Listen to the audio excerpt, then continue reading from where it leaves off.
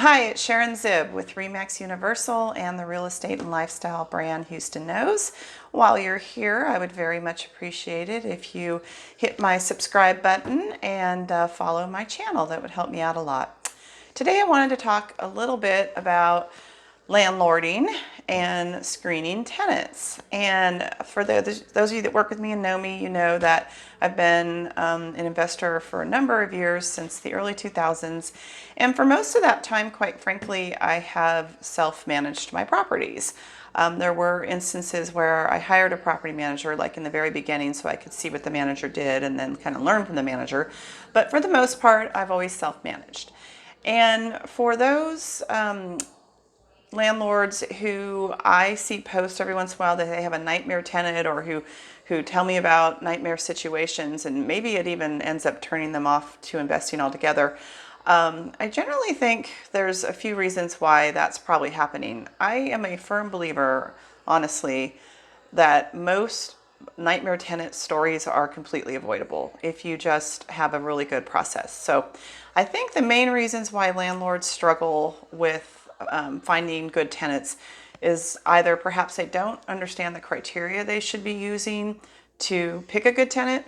So you have to look at credit score, you have to look at, do they make enough income to not just cover the rent, but all of their life expenses. How long have they been on the job? That shows stability, so I'd like to look at that. The other thing they may not have access to is the proper tools. Whenever I lease properties for my self-managing landlords, I do a lot of leasing services for my self-managing landlords. And I have a tool that I'm able to use that screens tenants for credit. It screens them for prior evictions, very important. That's an immediate disqualifier. And it screens them for criminal activity. So if they have any criminal activity in the last 10 years, that's also an immediate disqualifier. And those criteria are all within fair housing laws, just so you know. I totally abide by fair housing laws. So you've got to be able to know what to look for, what criteria to use, and then have the proper tools.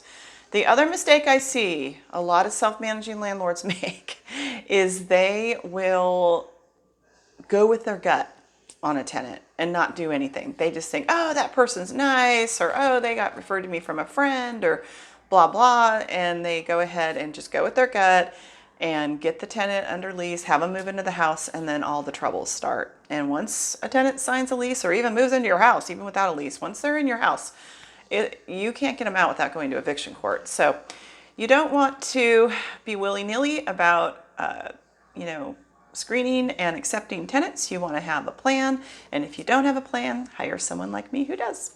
Thanks a lot, and hope this was helpful.